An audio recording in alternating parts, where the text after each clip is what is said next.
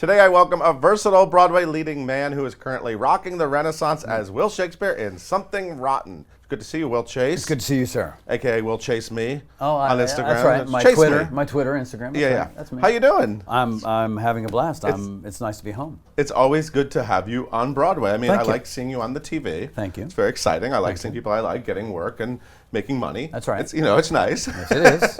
My kids But think it's so. also great to see you on Broadway, and I got to see Something Rotten, which a show I've fell in love with, over a year ago. I'm kind of obsessed with this show. I can't stop talking about how much I love it.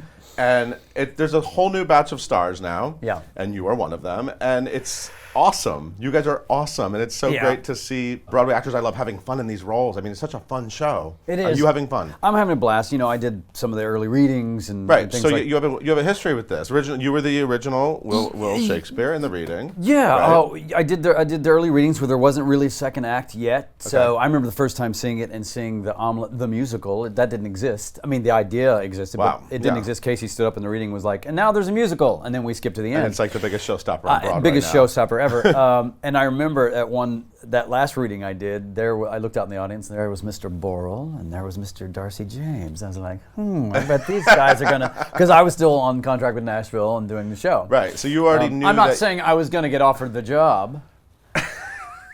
So it wasn't a given, but you did have a TV job. I did have a TV and job. Christian Borle was in the audience clocking you. Won the Tony. Or anyway, does it's that not like a feel? shared Tony or no. I'm kidding. So is there, if I talk to people that knew you and were hanging out with you on Tony night, were you just crying in your beer throwing and things at the TV. I was watching a that's my Nashville. Tony. I was watching a Nashville rerun, but no, it's so funny. The thing I love about it is it's so original. There's no source material. This is a thing that like musicals used to be written, and it's a thing that somebody thought up. Totally original. And to get to do that, and Rob McClure is great, Leslie Kritzer, and Josh Grassetti. It's fun to go in there and be put in that situation and just kind of choose scenery and have fun. So let's go back to Christian Borle stealing your Tony. So I mean, obviously you guys were both on the legendary NBC show, The Smash. the Smash Yes. show. We became good friends then. People love Yes. the Smash. Yes. So you knew each other from that. We from Broadway. We knew each other before that, but then we became really good friends during Smash. Right. And of course, when they said he was going to do Something Rotten, I thought, he's perfect, and it'll be a completely different take. There won't be much scenery left because he will have chewed it all, which he did. And taking over, it's that scary thing too, where you go in there and go, oh man, I hope I'm as funny as Christian. I'm funny in different ways in my living room, but I hope I'm funny. You're very funny. And then you're like, oh, okay, they're laughing. I'm doing something right. I'm just going to do that now. So it's fun to do. And it's totally different. And that's what I love about it. I love watching you do it. Yeah. I believe it's fair to say that you are trying to one-up him a little bit with a little more skin. I noticed maybe the vest, you're shirtless under a vest, and I feel like there's just a little looser. If you go to the gym, you might as well just show it off a little bit. I mean, come on, Christian Borle's the body. I mean, what's his Twitter? Even though it's not really his Twitter, Christian Borle's arms. Didn't someone make a Twitter? Absolutely, yeah. But let's talk about Christian some more. No, I'm kidding. But yeah, I show a little. You work out a little bit. You're on national television. You're on a national television show, and you have to show your skin. So you get used to, Yeah, you have these great tattoos. Yeah, You've always been a tatted Yeah. actor, and it's fit. I mean, Rent. works. I mean, you've done a lot of things Yeah, where the Rent. tattoos fit. There's a couple, I've had things where I've had to cover them up, but mostly lately in Nashville, we even added one that said Raina, that she was, Connie Britton, so that was my love interest there. But they worked for that show, and they work for Something Rotten, because we're not trying to be too Renaissance on the head there. And you get to sing a song called Willpower. I mean, your entrance. Well, I mean, there's a little bit of it. There's a little interest before that. But that's the best. But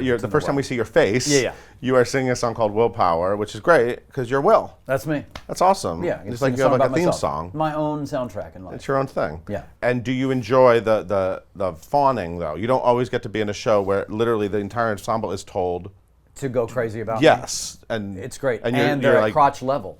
Yeah, well, that's what I was going to say. You know what I mean? And you are humping the air a lot in this show. I hump the air a lot. I got a note from our dance captain. Stop, less.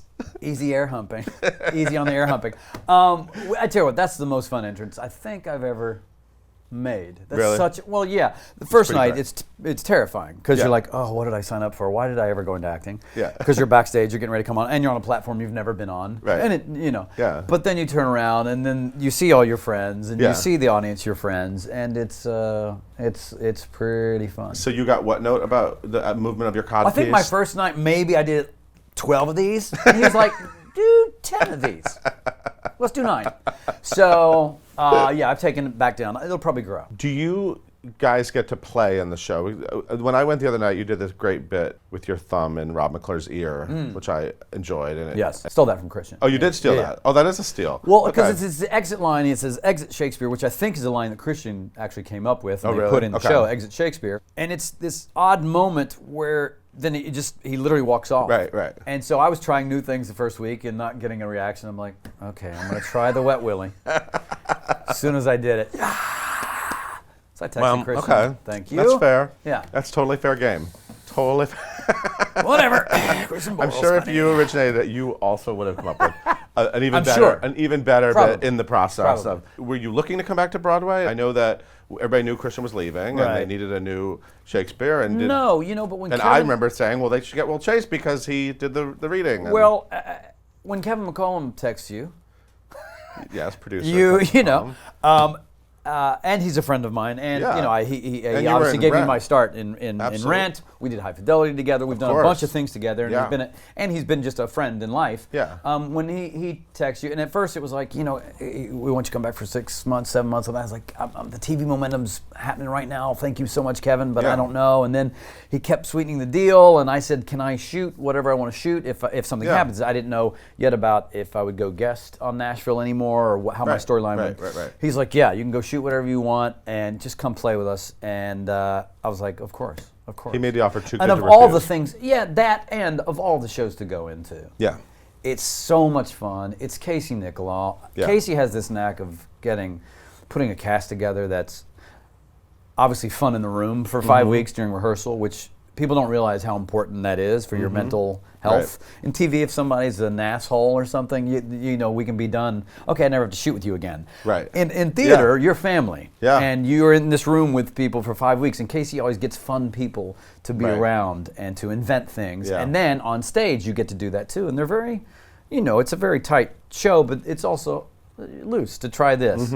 And I can't believe I'm saying this. There's no drama. There's literally no drama. Every show has drama backstage. Just because you're a family. There's no drama. At least not yet that I've seen. Right. So it's Casey's great at that. Kevin's great at that. So I just couldn't turn it down. It's too much fun. I watched the show and I was just honestly really blown away by your talent. I mean, I've been blown away by your talent many times. I remember when you were in the original, you were in the final cast of Miss Saigon, right? Oh, you went in yeah. and played Chris at the end when it was Ruthie Henschel, Lea And Salonga, yeah. and this guy. It was great. And that was like one of the best performances I've ever seen. that was like special. that was amazing. It was special. But it's so great to see you however many years later, and now you're a guy in your 40s, and I see you now as like this guy who can probably do anything, and it's really interesting to see. I'm really curious to see where your career goes. Me because too. I could totally, and then of course you do some great character work in Something Rotten too, and you have a secondary character, Right. a totally ridiculous, not dashing, hot, tattooed rock god. And it's fun to see guy. you. It's fun to see you do that. So I don't know. I'm just really. I think you're super talented. I appreciate you saying that. And I just had a moment where I was like, wow, Will Chase, like, look at this career he's created. Yeah. And I'm excited to see like what. So are you liking getting older? And like it's interesting. It's different roles. You know what I mean? Like now that you're in your 40s, what kind of things do you want to do? And Well, it's fun. I appreciate you saying that because when you're 20 and you're 25 and 30, all you have to is what's come before. So you're like, I'm like that guy, I think. Yeah. Plus, you pigeonhole yourself, even though you get mad at casting directors for pigeonhole. Don't pigeonhole me. I'm much more than that. And then you're like, but I am that. And so you start trying to equate your career to other people. And once you learn to not do that, your unique self and all that stuff. Of course, you have to kind of figure out where you fit in the world. Right. But you're also very unique. And I teach a little bit now, too. And I tell my students, I say, of course, you're this type or that type. So, of course, get ready for those roles. Get those monologues ready.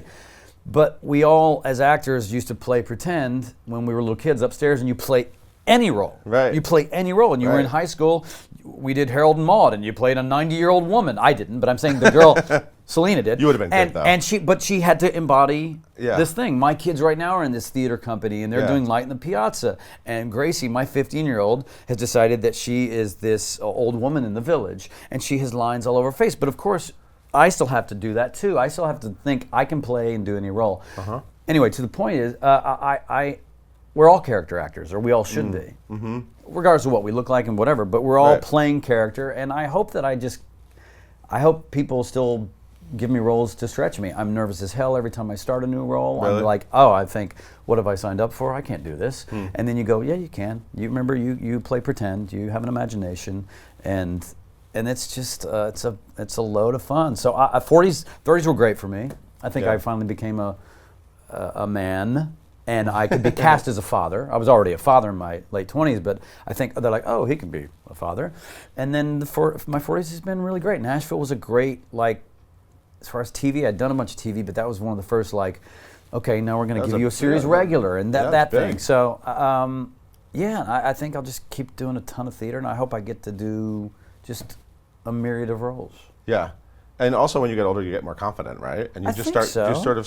I wonder what that's like for an actor. I know just myself. You start sort of like caring less about and getting more confidence in what you're doing. You have more confidence in what you do. I think maybe I saw that a little bit. But caring less about what people think, and you go out of your way. You know, I love, and Christian and I have talked about this a lot. And he's truly an actor that I admire because he's fearless. He's a fearless comedian. He's a fearless dramatic actor as well. Right. And we've talked technically about comedy. We were talking about this role, and he's just having the patience, and he was talking about Hank Azaria in Spamalot, having the patience and the balls to just sit there and wait for the audience to laugh, rather than think, oh, it's got to be fast and funny. He's like, no, sit there. Right. Sit there. It's painful. Right. Then when they start to laugh, the drug kicks in. But it's it's something like you said. It's something that takes a little time, and not caring, and then also not caring if you don't get the laugh. Oh well, I didn't get the laugh. Right. 90% of the time I'll get the laugh. 10% I won't. Oh well. You got a lot of laughs. I don't know. You got the laughs when I went. Well, come back. Okay, maybe you stole one from Borle, but whatever. I did. Wet Willie.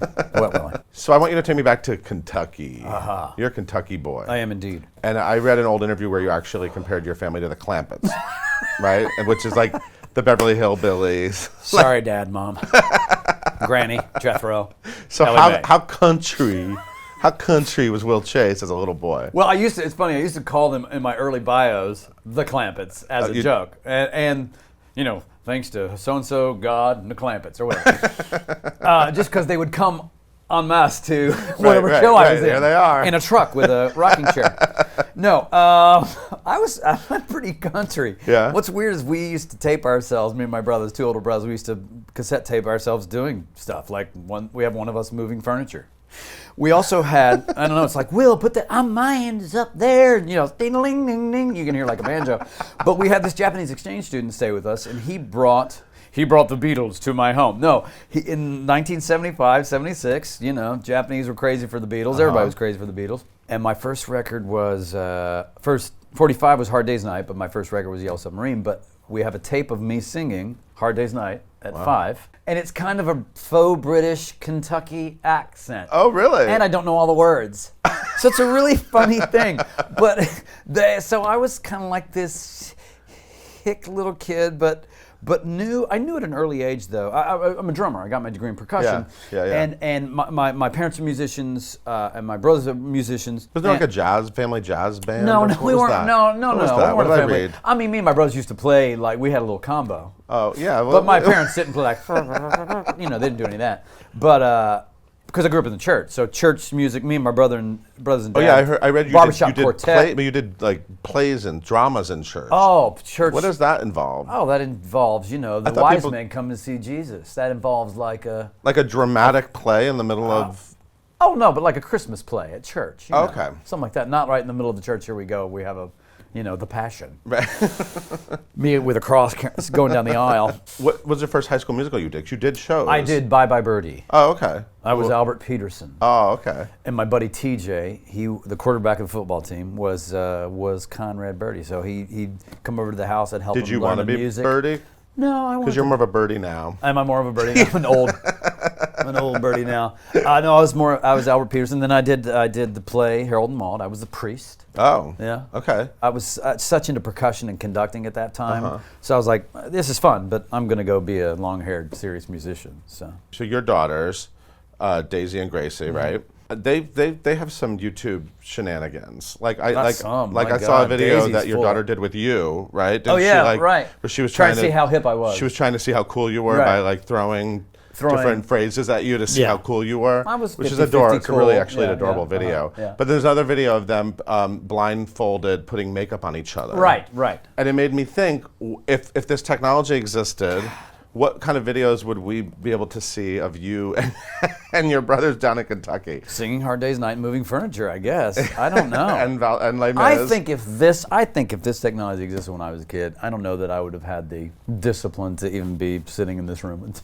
Yeah. I don't. My kids are pretty disciplined and they know what they want, but they're also so used to this thing. But they're really into theater. Oh, they're so into theater. And talented. They're really I've seen talented. video evidence. I know every parent says their kids are talented, but me and my ex, Lori, when we saw Gracie sing for the first time, really sing, we were like, oh no, because she's good. It's only actor parents that think, oh no. Right. And they've seen, my kids, they're smart. They've seen me go through it too. It's not all been, Nashville and Broadway shows. It's been unemployment and living check to check. They've been old enough to have seen me do that. It's cool that you've watched them grow up while you have had this career. Yeah. And then, there are a lot of guys your age, maybe now, are like, maybe I want a kid now, but you actually have these teenage girls. Yeah. Dating? Is there dating? And there's dating. How are you with that? How's Dad? I'm good, I think. Yeah, okay. I think I'm pretty cool. Cool, but I'm Dad? like, doors open, or I'm coming downstairs now. Your food is here.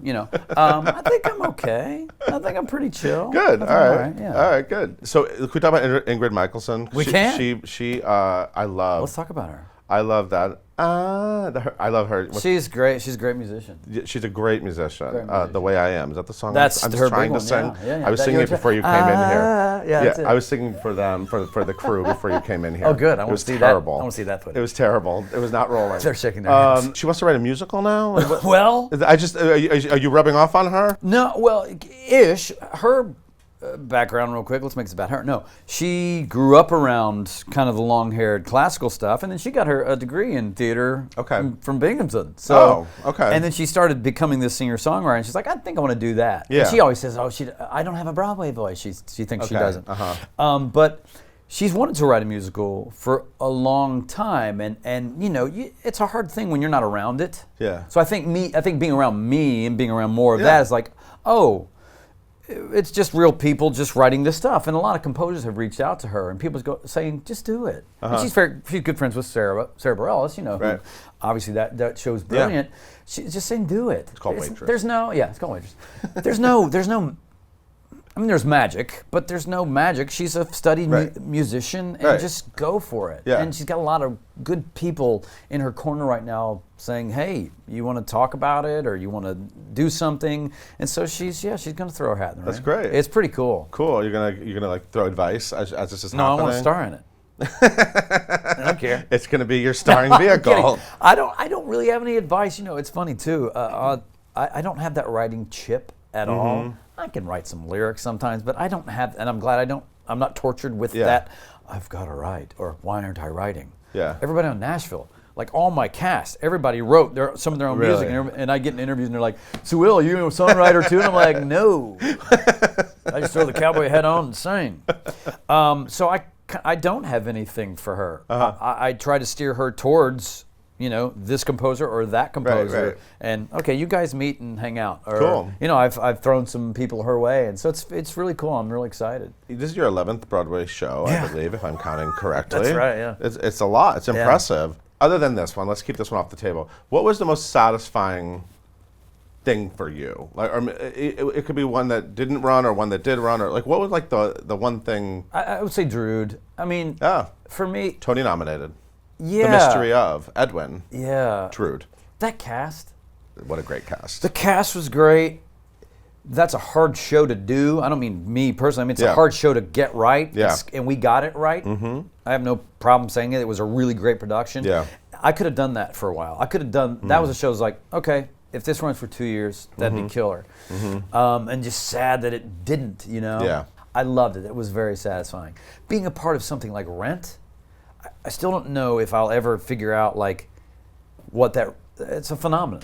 And I was part of it. I don't even know if I understand how important it was yet. Mm-hmm. I have glimpses of it when people say it or I see it and I go, oh, I was part of that. Yeah. You know, now I'll name everything because Billy Elliot was that way too. You know, it's like an important piece of theater. Yeah.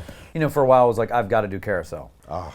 But then I was like, Stephen Pasquale's got to do Carousel on Broadway. And well, there's only so many guys to do these things. Well, but I mean, like, but I even now I'm like, no, I'd rather see him do it. I don't have that thing. I really love my television life. Yeah. Are you looking for like a nice, juicy Will Chase showcase? Like, is that something that's important to you? Would you love to like? It'd be great if it happened. I'm not looking for it. It's not something that I've got to do. Yeah. But I don't have a theater piece. I think I'll know it when I see it, and I'll go, oh, I've got to be a part of that. Yeah. But it's not. Everything's not like, oh. I remember when Lennon happened, and I'm a Beatles fanatic and a John Lennon fan. I remember seeing that announcement, like Lennon's going to happen. I remember going, I have to be a part of that. Yeah. I don't care what I got to do. There's nothing to me right now that I'm like, I have to be a part of that. But and you were phenomenal, by the way. Oh, thanks. But if something leapt off the page at me, then I go, I hope I have one of those. I hope I go, oh my gosh, I have to be part of that. But you're right, there's amazing TV stuff happening too. So, and actually you're filming something right now. You're filming something called The Deuce. The Deuce. I can finally talk about it a little bit. A new HBO show. Yeah. Which I'm like kind of riveted by because I love the musical The Life. Yeah. Oh yeah. Okay. Cy Coleman, right? Yeah. The Life. Sure. And this sounds like a very dramatic Whores and Pimps story of the same time period. Yeah. It's like Times Square in the 70s and 80s. Yeah, well, it's David Simon and it's the Wire guys and Treme guys, and so I don't know if you're familiar with either of those shows, but those shows, while they're beautifully and wonderfully written, they're also and gritty.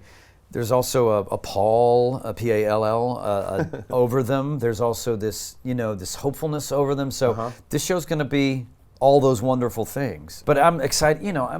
I talked to Danny Burston recently, not about this, but we have in the past talked about this. That dream about I'm in a Broadway show and shooting a television show in the city. Right. That's stuff you dream about. Exactly. Who gets to do that? I'm getting to now. I can't believe it. I really can't. It's one of those dreams come true. And Kevin McCollum was gracious enough to let me do it, so I'm psyched. I love it. I'm so excited for you that it's all happening for you. It's great. I'm very, very fortunate. Well, I can't wait to see The Deuce, and I can't wait to see what all the stuff you do on TV. But right now, you're on Broadway. Something Rotten. People need to come see you at the gorgeous St. James Theater. It's great. It's funny. It's a perfect little respite from everything else that's going on. It's crazy right now in the world. It's it hurts. It's funny, and we laugh on stage, and then the fun people laugh in the audience. Well, actually, someone who works here, Lindsay, I took her to see it, and she said, I saw video clips of it, and I thought it was going to be funny and slapsticky. I didn't know it was going to be so smart.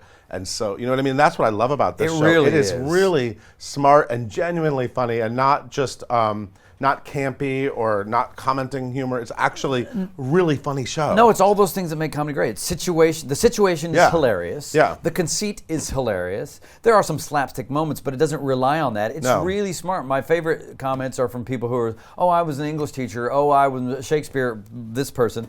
And they love all the little bitty, references, and it's fun. It's a smart, funny show. Yeah. It's totally smart and totally fun, like you. And I'm glad that you're in it. And everyone needs to go see Something Rotten, starring Will Chase. And thank you so much for being here. My pleasure. It's a pleasure thank you, as always. I can't wait to see how many more tattoos you have next time. Okay. Thank you for watching. We'll see you next time.